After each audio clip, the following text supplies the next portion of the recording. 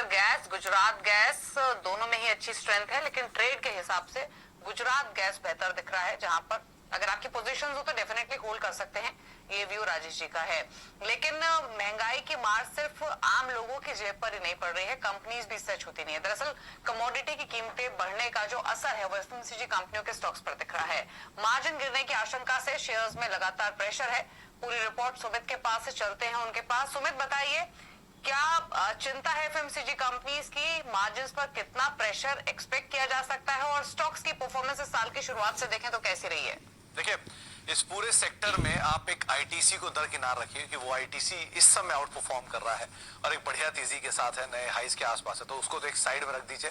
करीब 12-13% के आसपास का मूव इस साल में आईटीसी अब तक दे चुका है, लेकिन बाकी पूरा सेक्टर प्रेशर के अंदर है। एफएमसीजी भी मेजर एचयूएल 16% नीचे, मैरिको 5% नीचे, जुबिलेंट फूड करीब यहाँ पर भी 30% के आसपास की बिकवाली आते हुए दिखाई पड़ी है। एचयूएल केस में साल के निचले स्तरों के आसपास कामकाज कर रहा है। ब्रिटानिया 13% नीचे साल के निचले स्तरों के आसपास, डाबर 9% अब तक टूट चुका है, नेस्ले 13% टूट चुका है और गोदरेज कंज्यूमर करीब 30% की बिकवाली यहां पर भी आ चुकी है। ये भी साल के निचले स्तरों के आसपास ही कामकाज कर रहा है। मेजर वजह इसकी यही है कि कमोडिटी के प्राइसेस बढ़ रहे हैं। इन कंपनियों के वॉल्यूम्स ऑलरेडी डिक्लाइनिंग फेज में थे और अगर प्राइसेस और बढ़ते गए और ये फर्दर पास ऑन करते हैं तो वॉल्यूम पे एक और बड़ा हिट आता हुआ दिखाई पड़ सकता है। तमाम कमोडिटी कीमतें बढ़ी, गेहूं, चीनी, दूध या फिर जितने भी वेजिटेबल ऑयल्स हैं उनकी कीमतें बढ़ने का एक इंपैक्ट इनके मार्जिन के ऊपर आता हुआ दिखाई पड़ रहा है। कंपनीज ने प्राइस हाइक भी किया, लेकिन उसके बावजूद भी कंपनियों के जो मार्जिन है वो हिट होते हुए दिखाई पड़ रहे हैं। कुछ कंपनियां जिन्होंने हाल फिलहाल में प्राइस हाइक किया, नेस्ले 9 से लेकर 16%, एचयूएल 3 से 13%, डाबर 5%, ब्रिटानिया 10%, अलग अलग कैटेगरीज, अलग अलग प्रोडक्ट्स में कंपनी अपने दाम बढ़ा रही हैं, लेकिन फिर भी मेजर इंपैक्ट आ रहा है। क्यों? कुछ आंकड़े आपकी स्क्रीन पर आते हुए दिखाई पड़ेंगे। सबसे पहले इस साल अब तक जो गेहूं की कीमतें हैं वो मेजरली बढ़ी है, क्योंकि ऑब्वियसली यूक्रेन रशिया के वॉर में यूक्रेन मेजर सप्लायर है ग्लोबली गेहूं का, तो उसका एक इंपैक्ट है। गेहूं की कीमतें करीब 48% इस साल के दौरान बढ़ चुकी हैं। पार्ले, जो कि करीब पार्ले जी का एक मेजर बिस्किट मैन्युफैक्चरर है, सबसे बड़ा मार्केट शेयर ओन करता है, उनकी इनपुट कॉस्ट का 40% हिस्सा गेहूं का होता है। ब्रिटानिया 35%, जुबिलेंट फूड करीब 40% का हिस्सा इनकी भी इनपुट कॉस्ट का गेहूं के लिए होता है, तो वो भी एक मेजर डैमेज के तौर पर आ रहा है। इसके अलावा कुछ और कमोडिटीज की बात करें तो दूध, जिसके दाम में मिनिमम आप 7% और मैक्सिमम 12% के आसपास की बढ़ोतरी देखने को मिली है, तो उसका इस्तेमाल अगर देखें तो नेस्ले करीब 35-40% के आसपास का इस्तेमाल ये करते हैं।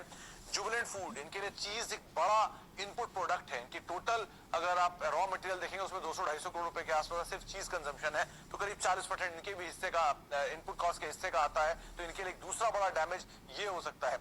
इसके अलावा जो पाम ऑयल है या फिर बाकी खाने पीने के जो तेल है उनकी कीमतों में एक इजाफा देखने को मिला। पाम ऑयल 36% बढ़ा है इस साल अब तक और 100% बढ़ चुका है पिछले एक साल से लेकर अब तक। एचयूएल 60%, गोदरेज कंज्यूमर 60 से 70% और इनफैक्ट विप्रो ऐसी कंपनियां जो कि साबुन के कारोबार में है उनमें भी एक इंपैक्ट आता हुआ दिखाई पड़ेगा, तो ये इनके लिए मेजर डैमेज था। और चीनी की कीमतें करीब 10% बढ़ चुकी हैं इस साल में अब तक। हर कैंडी मेकर, हर चॉकलेट मैन्युफैक्चरर, हर कोला मैन्युफैक्चरर और हर फूड कंपनी को इसकी मेजर जरूरत पड़ती है, तो ये ऑर्गेनाइज और अनऑर्गेनाइज दोनों ही सेक्टर के ऊपर 50 से 60% के आसपास के इनपुट कॉस्ट का हिस्सा लेकर आता है मोटा, तो यहाँ पर भी बड़ा इंपैक्ट होगा। इसीलिए प्राइस हाइक होने के बावजूद भी सेक्टर के मार्जिन हिट हो रहे हैं और शेयर लगातार उसका इंपैक्ट मार्केट्स पे दिखा रहे हैं। तो कमोडिटीज के प्राइसेस तो बढ़े हैं अक्रॉस द बोर्ड, उसी का इंपैक्ट कंपनीज के मार्जिन्स पर दिखने की आशंका है डिस्पाइट प्राइस हाइक, और यही कारण है इन तमाम स्टॉक्स में एक प्रेशर का। लेकिन एक चीज इंटरेस्टिंग है जो सुमित ने शुरुआत में कही कि आईटीसी आउट परफॉर्म कर रहा है, एक स्टॉक जिसको लेकर हर समय चर्चा होती है कि स्टॉक चलता क्यों नहीं, ये स्टॉक कब चलेगा, वो आउट परफॉर्मेंस दिखा रहा है। दिस प्रूव्स कि आईटीसी अपनी चाल चलता है, उसे मार्केट के मूड से या और डेवलपमेंट से कोई लेना देना नहीं है। लेकिन शुक्रिया सुमित, ये इंटरेस्टिंग रिसर्च और डिटेल्स लाने के लिए और बताने के लिए। आईटीसी आपकी स्क्रीन पर डे हाई पर ट्रेड कर रहा है 252 के लेवल्स पर। अब खिलाड़ी नंबर 1 के अपडेट की बात करेंगे और इस हफ्ते द स्ट्रीट्स के कुणाल रामब्या, विघ्नहर्ता इन्वेस्टमेंट के विभोर वार्ष्णेय और 5paisa.com के रुचित जैन के बीच मुकाबला हो रहा है। और अब तक की जो अपडेट है वो लाते हैं। रुचित ने प्रॉफिट्स बुक किए हैं शार्लेट होटल में 298.90 के लेवल्स